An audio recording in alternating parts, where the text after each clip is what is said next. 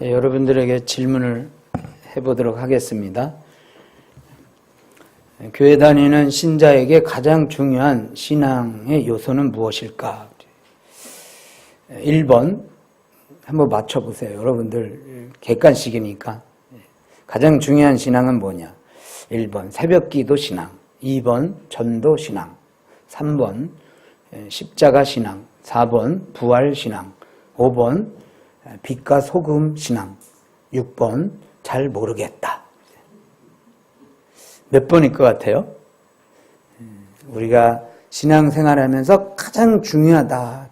물론 다 중요하지만 그래도 그 중에 한 가지를 우선으로 둔다. 그러면 뭘까? 부활절이니까 뭐 답이 부활신앙 아닐까 이렇게 생각이 되죠. 근데 답은 부활신앙이 아닙니다. 부활신앙이 가장 중요하고 부활신앙이 없으면 아무것도 아니다라고 주장하는 교회가 춘천에 있어요. 근데 그 교회는 십자가도 무효다 그렇게 말할 정도로 부활을 굉장히 강조하는 교회예요. 잘못된 교리에 빠지고 춘천의 여러 교회들을 성도들을 기존 성도들을 다 그리로 몰아오게 하고 전국적으로도 그 교회를 다니는 사람들이 많이 있습니다. 그러나 명확하게 말씀드리지만 그 교회는 잘못된 교리에 빠져 있는 거예요.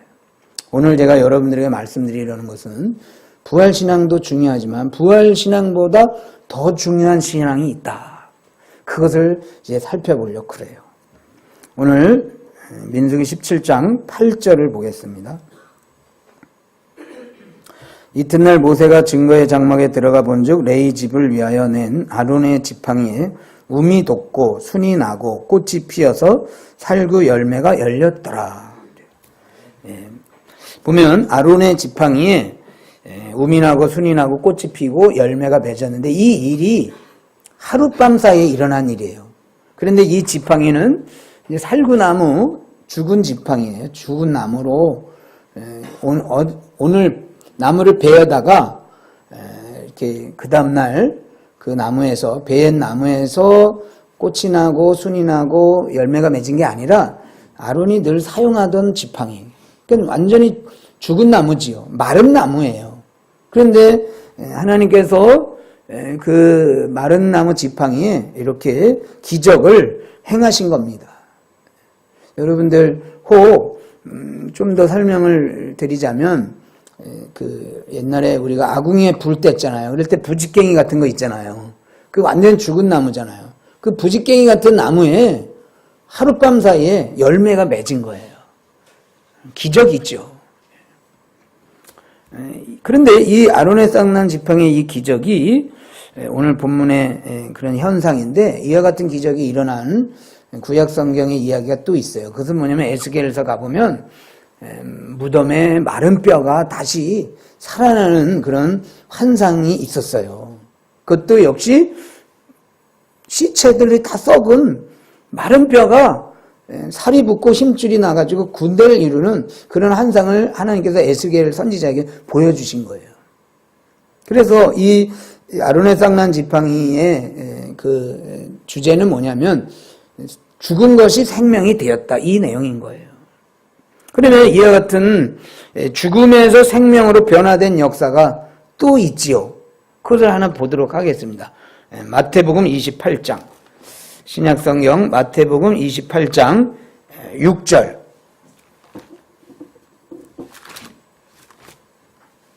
우리 같이 찾으셨으면 읽고 아멘 하겠습니다. 시작. 그가 여기 계시지 않고 그의 말씀하시던 대로 살아나셨느라 와서 그의 누우셨던 것을 보라. 아멘. 예수님은 십자가에 죽으시고 또 장사 지낸 바 되고 3일 만에 오늘 마태복음 28장에서 그가 여기 계시지 않고 무덤에 있지 않고 살아나셨다. 부활입니다. 어떤 사람들은 예수님이 죽으신 게 아니라 십자가에서 기절하셨다. 그래서 죽은 게 아니고 기절했다가 나중에 다시 깨어난 거다. 이렇게 주장하는 사람들도 있고 어떤 사람은 빈 무덤이 예수님이 부활한 게 아니고 제자들이 그 시체를 훔쳐다가 어디다가 감춰서 그리고 빈 무덤을 놓고 부활했다 이렇게 사기쳤다 뭐 이런 이야기들도 있죠. 그러나 그런 이야기는 마태복음 27장 57절 이후를 보면 예수님의 적대자들이 이미 스스로 그것을 증거했어요. 빈 무덤이 아닌 것을, 그 예수님이 확실히 죽었다는 것을 스스로 증거를 한 거예요. 그래서 28장에 다시 보겠습니다. 6절의 말씀은 그가 여기 계시지 않고 그의 말씀하시던 대로 살아나셨느니라. 예수님이 죽음에서 사망의 권세를 이기시고 부활하셨다는 거예요. 여러분 믿으십니까? 지금 세 가지의 기적을 제가 얘기했어요. 죽은 나무에서 싹이 난 아론의 싹난 지팡이, 그리고 에스겔의 환상, 마른 뼈가 살아났고, 그 다음에 죽으셨던 예수님이 살아나셨어요. 모두가 죽음에서 생명으로 변화된 그런 기적의 역사지요. 그러면 여러분들은 어떻게, 싹난 지팡이가 꾸며낸 이야기가 아니고 실제 일어났던 이야기라는 걸 믿으십니까? 두 번째, 마른 뼈도 살아날 수 있다는 걸 믿으십니까? 그 다음에 세 번째, 예수님이 죽으셨다 부활하신 걸 믿으십니까? 근데 문제는 이와 같이 죽음에서 생명으로의 어떤 변화의 기적을, 즉 예수님의 부활을 믿지 못하겠다. 나는 못 믿겠다. 그게 안 믿어진다. 그럼 어떻게 해야 돼요? 여러분, 교회를 열심히 다니는데 나는 부활은 다른 거는 내가 믿을 수 있지만 예수님의 부활은 내가 못 믿겠다. 나는 그거 안 믿어진다. 실제로 그럴 수도 있잖아요. 어떻게 해야 되죠? 예수님의 부활이 안 믿어진다고 그러면? 그 부분을 우리가 그 고민을 오늘 좀 생각해 보려고 합니다. 다시 민수기로 오겠습니다. 17장 5절 같이 또 읽고 아멘 합니다. 시작.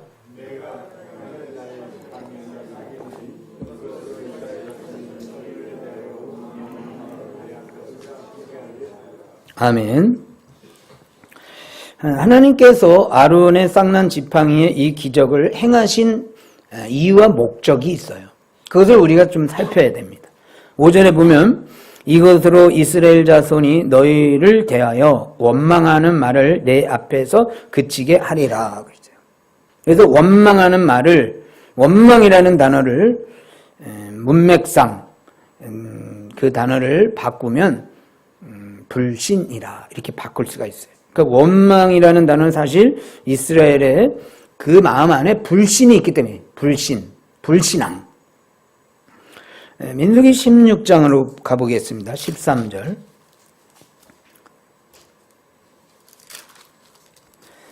16장 13절. 네가 우리를 젖과 꿀이 흐르는 땅에서 이끌어내어 강야에서 죽이려 함이 어찌 작은 일이기에 오히려 스스로 우리 위에 왕이 되려 하느냐.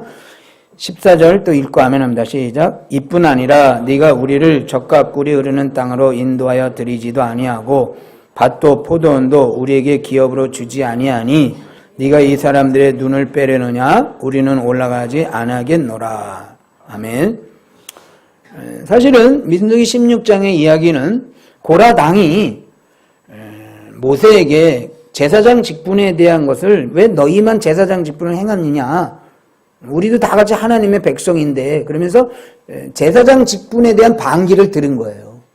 그리고 그 불만을 원망을 하고 있는 거죠. 그런데 그 원망의 주된 핵심은 뭐냐면 사실은 제사장 직분도 뭐 원망이 될 수 있지만 그 근본 원인은 뭐냐면 왜 우리를 애굽에 있던 우리를 왜 이곳에 이끌어내가지고 가나안 땅으로 데려간다고 해놓고는 왜 강야에서 이렇게 힘들게 하느냐 이거예요. 그리고 그들의 이 원망은 더 나아가서는 출애굽을 하신 그 하나님에 대한 불신앙을 가지고 있는 거예요. 하나님이 우리를 애굽에서 끌어내서 가나안으로 다 보내주신다고 그랬는데 지금 현실적으로는 그 일이 일어나지 않고 있는 거예요. 그러니까는 근본적인 이유는 뭐냐면요. 그 원망의 근본적인 이유는 하나님에 대한 불신입니다. 그래서 하나님이 이 불신하는 이스라엘 백성들을 16장에서는 그들에게 어떤 답변을 주시냐면요. 땅을 갈라서 고라당을 다 거기다 집어넣는, 땅속에다가 매장시키는 일을 했고요. 그 다음에 두 번째는 거기 보면 25명의 대표자들이 또 나왔어요. 그들을 불로다가 태워 죽입니다. 그리고 더 나가서는 나중에는 47,000명이 연병으로다 다 죽는 거예요. 그래서 16장은 굉장히 하나님의 심판장이라 말할 수 있어요. 어떤 하나님에게 불신앙을 갖고 있는 이스라엘 백성들을 심판으로 다 보여주신 거예요.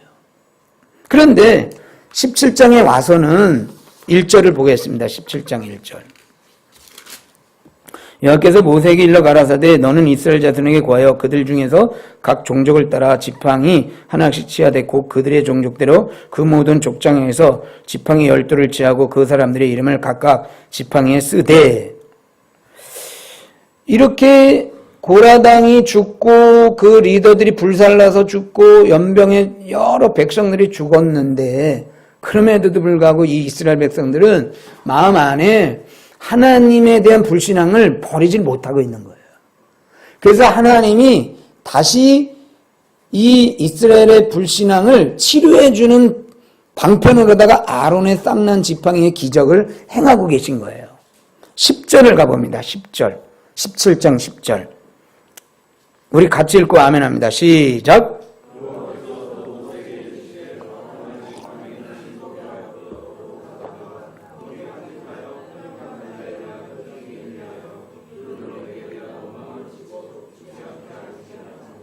아멘. 하나님이 아론의 쌍난 지팡이의 기적에 대한 목적은 바로 여기 보면 그들로 내게 대한 원망을 그치고 그랬어요. 원망을 그친다는 건 곧 불신앙을 신앙으로 바꾸게 하시려는 그런 목적인 거예요. 그래서 이 17장 아론의 쌍난 지팡이의 목적은 한마디로 얘기하면 따라해 보겠습니다. 불신치료. 뭐 심리치료, 무슨 치료가 많이 있지만 하나님은 이 쌍난 지팡이를 통해서 이스라엘 백성의 불신앙을 치료해 주시려고, 불신앙을 신앙으로 치료해 주시려고 이 기적을 행하신 거예요. 그러면 불신앙을 가지고 있는 이스라엘 백성들에게 하나님이 이 기적을 통해서 주시려는 메시지의 핵심은 뭐냐면 이스라엘 백성들이 하나님을 못 믿겠다는 거 아니에요. 그리고 모세도 못 믿겠다. 하나님이 이런 얘기를 하는 거예요. 너희가 날 못 믿느냐? 믿어라. 내가 너희를 애굽에서 건져냈고 그리고 반드시 너희를 가나안 땅에 들어갈 수 있도록 내가 함께 하겠다. 그걸 왜 못 믿냐? 믿어라 그 말이에요. 말하자면 하나님께서 이스라엘 백성에 따라야겠습니다. 나를 믿으라. 이 메시지를 지금 주시는 거예요. 민수기 15장으로 가보겠습니다. 41절. 같이 또 읽고 아멘 합니다. 시작. 나는 너희의 하나님이 되려하여 너희를 애굽 땅에서 인도하여 낸 여호와 너희의 하나님이니라. 나는 여호와 너희의 하나님이니라. 아멘. 아론의 쌍난 지팡이를 통해서 하나님이 주시는 메시지가 바로 이 메시지인 거예요. 나는 너의 하나님이다. 나는 너를 사랑하고 너를 끝까지 너희들을 지켜주고 너희와 함께한다. 나는 여호와 하나님이다. 제발 믿어라. 그래서 이 구약 성경의 핵심은, 특별히 모세오경의 핵심 주제는 뭐냐면 나는 너의 하나님이다. 그래서 민수기 15장 41절의 내용이 계속 반복되고 있는 거예요. 출애굽기에서도 이사야에서도 계속 나는 너의 하나님이다. 나는 너를 인도한 너의 하나님이다.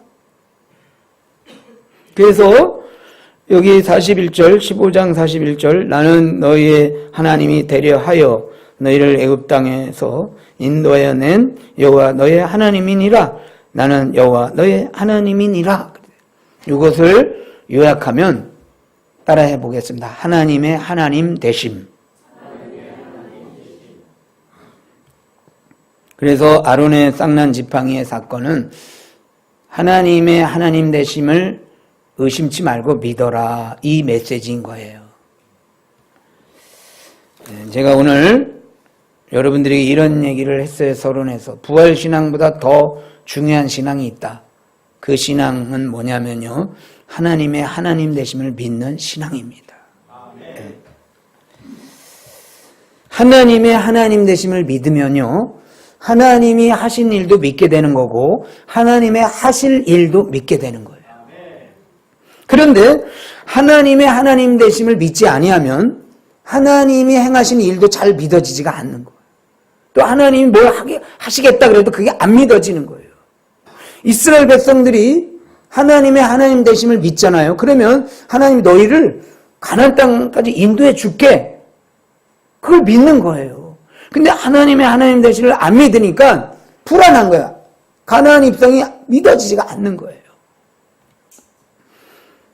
그래서 하나님이 오늘 우리에게 요구하시는 건 뭐냐면 너희 부활을 믿어라. 물론 그 중요해요. 그러나 그보다도 너희는 나를 믿으라 그런 거예요. 하나님. 나를 믿으면 부활도 믿게 되는 거예요. 그래서 저는 여러분들에게 말하고자 하는 건 뭐냐면 부활신앙 이전에 가져야 될 신앙은 뭐냐면요, 하나님의 하나님 되심을 믿는 거예요.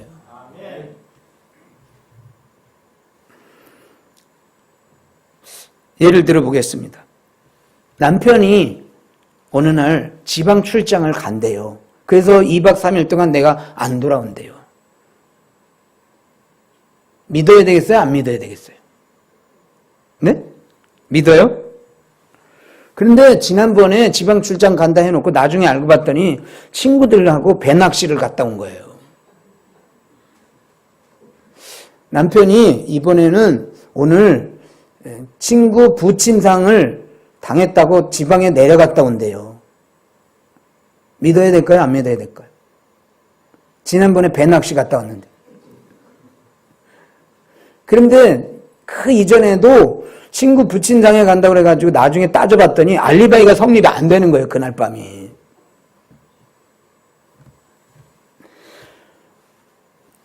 남편이 정직하고 투명하고 또 남편의 행실에 대해서 우리가 그 인격을 믿으면 내일 출장 간다 그래도 갔다 와 그러죠.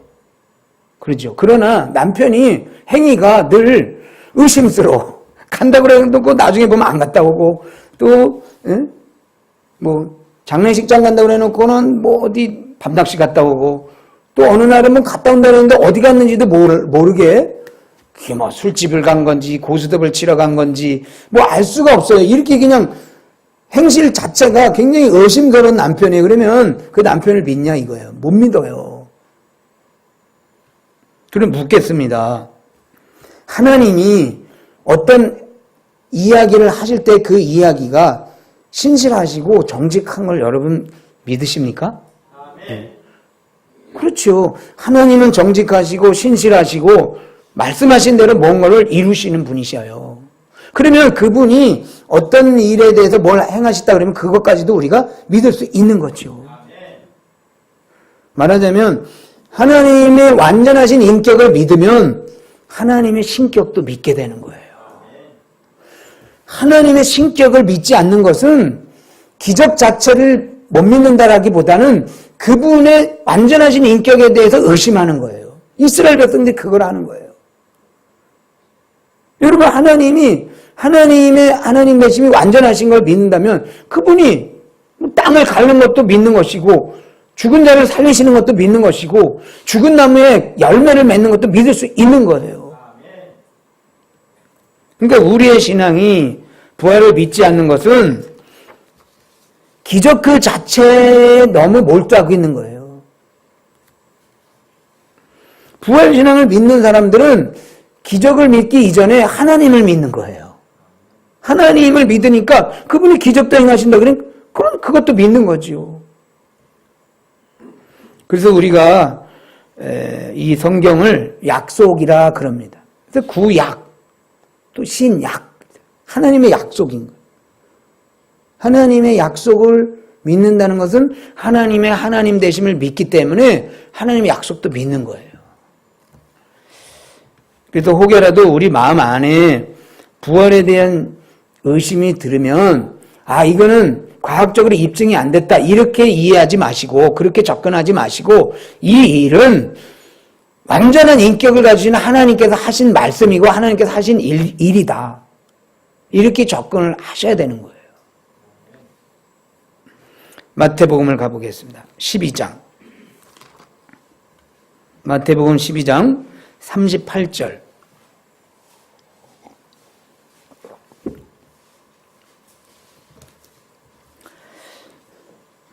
그때 서기관과 바리새인 중 몇 사람이 말하되 선생님이여 우리에게 표적 보여주시기를 원하나이다.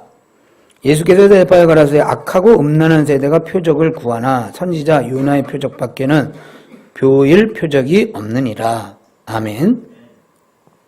서기관과 바리새인들이 예수님께 표적을 보여달라 그랬어요. 그런데 예수님은 표적을 보일 게 없다. 그러면서 그들을 뭐라 그러냐면 악하고 음란한 세대가 표적을 구한다 그랬어요. 여기서 악하고 음란한 세대라는 것은요, 불신앙을 가진 자를 말하는 거예요. 그러니까 불신앙을 가진 자는 표적을 구하는데 요나의 표적밖에 없다는 말은 표적을 계속 보여줘도 너희들은 계속 나를 믿지 못한다 그 말인 거예요. 실제로 여러분 서기관과 바리새인들이 표적을 못 받겠어요? 봤어요. 예수님이 오병이어 또 행하시고 또 못 고칠 질병 그런 자들을 예수님이 다 치료해 주시고 기적을 보여주셨잖아요. 근데도 또 보여달라는 거예요. 그러면 예수님의 말씀은 그거예요. 근거가 없어서 너희가 믿는 게 아니고 못 믿는 게 아니고 너희 안에 불신앙 그 자체 때문에 신앙을 못 믿는 거다 이 말씀인 거예요. 말하자면 이 서기관과 바리새인들은 예수님 되심을 믿지 못하는 거예요. 그러니까 예수님 말도 못 믿는 거고 예수님의 행한 일도 의심하고 사는 거예요. 치료는 뭐냐?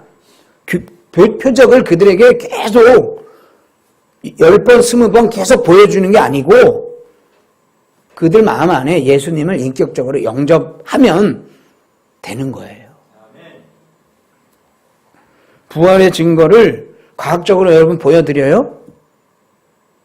그러면 믿겠습니까? 아니에요. 보여줘도 불신앙을 가진 사람은 안 믿는 거예요. 여기서 죽은 자를 예수님의 이름으로 죽은 자를 살려내도 불신앙인 가진 사람은 또 의심하는 거예요. 뭔가 다 계획이 있고 속임수가 있고 기절한 거다. 또는 시체를 훔쳐간 거다. 뭐 이런 식으로다가 죽은 자가 살아나도 못 믿는 거예요. 그 못 믿는 것은 예수님 대신 예수님을 인격적으로 모셔드리지 않았기 때문에 못 믿는 것이지 팩트 자체가 없어서 못 믿는 게 아니라는 거예요. 그러므로 여러분 우리가 이 부활을 믿기 위해서는 먼저 예수님이 기적을 일으키시는 분이다. 이걸 믿기 이전에 예수님 그분은 완전한 인격자이신 것을 마음에 모셔드려야 되는 줄로 믿습니다.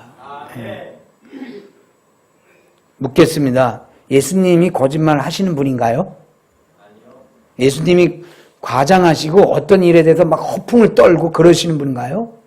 또는 예수님이 뭘 하신다고 해놓고 안 하시는 분인가요? 예수님의 인격을 믿으십니까? 그러면 예수님 그분의 말씀을 전적으로 우리가 신뢰할 수 있는 거예요. 그래서 예수님이 내가 죽었다가 살아날 거야. 믿겠어요? 못 믿겠어요? 예수님의 인격을 믿으신다면. 그분 거짓말장이 아니라며요. 그분 과장 아시지 않죠? 그분 허풍 안 떠시죠? 그분이 내가 죽었다가 다시 살아난데 3일 만에 살아날 거야. 이렇게 말씀하셨어요. 그 말씀 믿으시겠습니까?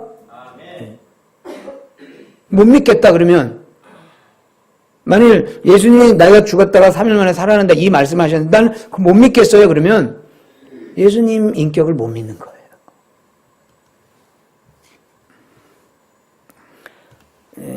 의부증 환자가 있어요. 의처증 환자가 있어요. 의부증 환자는 남편을 못 믿게, 의처증, 아내를 못 믿는 거예요. 그러면 여보, 내가 그날 친구들하고 분명히 여기 있었어. 그 친구까지 증인을 데려왔어. 그래가지고 설명을 했어. 봐. 그러면 그 환자가 이제 다음부터는 절대로 그러면 당신 의심 안 할게요. 그래요. 할까요, 안 할까요? 의부증 환자니까, 의처증 환자니까 또 하는 거예요. 의부증 환자하고 의처증 환자에게 아무리 팩트를 갖다 줘도 의심의 병이 있기 때문에 그것을 못 믿는 거예요. 그것은 치료를 받아야 됩니다.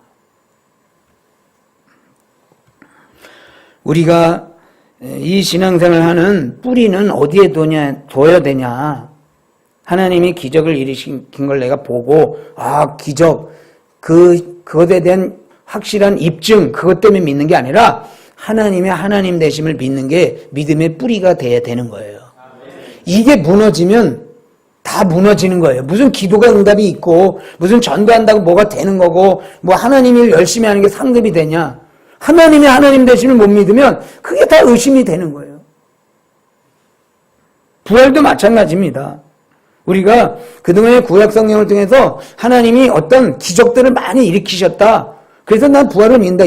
이전에 하나님의 정직성과 하나님의 신실성과 하나님이 거짓이 없으시고 신실하신 것에 대한 그 하나님의 인격을 우리가 받아들일 때 그분이 기적을 일으킨 것도 믿게 되는 것이고 그분이 앞으로 뭘 하신다는 것도 다 믿게 되는 겁니다. 그래서 우리에게 가장 중요한 것은 기적을 믿는 신앙이 아니라 하나님의 하나님 되심을 믿는 신앙인 줄로 믿습니다. 그래서 그 하나님이 예수님을 죽은 자 가운데 살리신 것이고 더 나아가서 죽은 우리들도 나중에 예수님이 오시는 그날에 다시 부활의 몸으로 변화시켜 주신다는 겁니다. 믿으십니까? 네. 하나님이 하나님 되심을 믿으면 그분이 하시는 그 약속을 구약의 약속, 신약의 약속, 그 약속을 믿게 되는 거예요. 그래서 우리가 이 하나님의 하나님 되심을 믿기 때문에 우리는 장차 하나님께서 예수님을 이 땅에 보내시는 재림을 믿는 거예요. 그리고 그 재림 때에 일어날 온 우주적 부활을 우리가 믿는 겁니다. 오늘 혹여라도 부활과 또 기독교에 대한 여러 진리들을 믿지 않는 분이 계시다면 마음 안에 우리 주 예수 그리스도가 참된 인격자이시고 참된 하나님이신 것을 모셔드리면 이 모든 의심들이 사라지게 될 줄로 믿습니다. 예수님의 예수님 되심, 그분은 참된 하나님이시고 그분은 참된 인간이시고 그분의 말씀은 하나라도 거짓이 없다는 것을 마음에 믿으시고 기독교의 모든 진리가 이 하나님의 하나님 되심을 통해서 모든 진리가 한 번에 다 받아들여지는 은혜의 역사가 있길 주의 이름으로 축복합니다. 기도하겠습니다. 하나님의 하나님 되심을 우리로 믿고 또 그것에 대해서 의심치 않을 때 하나님께서 하신 일도 믿고 하시는 일도 믿고 앞으로 하실 일도 믿는 줄로 믿습니다. 이 믿음을 우리 가운데 허락하여 주옵소서. 감사하며 살아계신 예수님 이름으로 기도드리옵나이다. 아멘.